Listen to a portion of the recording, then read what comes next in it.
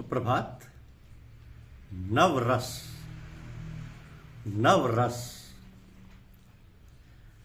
रस काव्य की आत्मा है। जब स्थायी भाव, विभाव, अनुभाव और संचारी भाव के संयोग से सहृदय के हृदय में जो आनंददायक भाव उत्पन्न होता है उसे रस कहते हैं। तो रस के जो तत्व हैं, विभाव यानी कारण, अनुभाव यानी भावों की अभिव्यक्ति, संचारी भाव यानी चलन भाव, मुख्य भाव से मिलकर के रस बनता है। ये रस 9 तरीके के हैं। इनमें रस का नाम, रस का भाव, रस का वर्ण, रस का अधिष्ठात्र देवता, रस का उदाहरण हमें समझना है।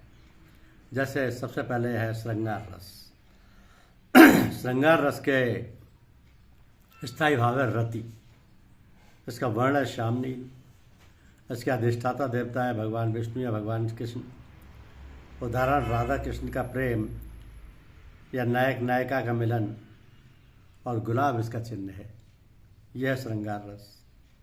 दूसरा है हास्य रस यानी हंसी। इसमें हास्य स्थायी भाव है। श्वेत इसका वर्ण है। प्रथम या प्रमथ शिव के गण प्रमथ इसके अधिष्ठाता देवता है, और विदूषक की बातें या हास्य प्रसंग इसके उदाहरण हैं। तीसरा है करुण रस यानी दुख। शोक इसका भाव है। कपोत या धूमिल इसका वर्ण है। यम इसके अधिष्ठाता देवता है।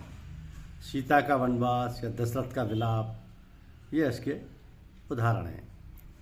रौद्र रस यानी क्रोध। स्थायी भाव है क्रोध। वर्ण है रक्त। अधिष्ठाता देवता है शिव या रुद्र। परशुराम का क्रोध या दुर्गा का क्रोध ये इसके उदाहरण हैं। वीर रस शौर्य यानी उत्साह। गौर पीत इसका वर्ण है। इंद्र इसके देव हैं। अर्जुन का युद्ध या महाराणा प्रताप ये उदाहरण है इसके। भयानक रस यानी भय। कृष्ण इसके वर्ण है कृष्ण वर्ण। काल या यम इसके अधिष्ठाता देवता है। भूत प्रेत का दृश्य है इसका। भूत प्रेत का दृश्य रात का भय इसका उदाहरण है। बीभत्स रस यानी घृणा। जुगुप्ता इसका स्थायी भाव है। नील इसका वर्ण है। महाकाल या शिव इसके अधिष्ठाता देवता है। गंदे दृश्य या शव रक्त आदि इसके उदाहरण हैं बीभत्स रस के। अद्भुत रस यानी आश्चर्य। विस्मय इसका स्थायी भाव है। पीत इसका वर्ण है। ब्रह्मा इसके अधिष्ठाता देवता है, और हनुमान जी का समुद्र लांघना या चमत्कार करना इनका चिन्ह है। शांत रस यानी शांति। निर्वेद इसका स्थायी भाव है।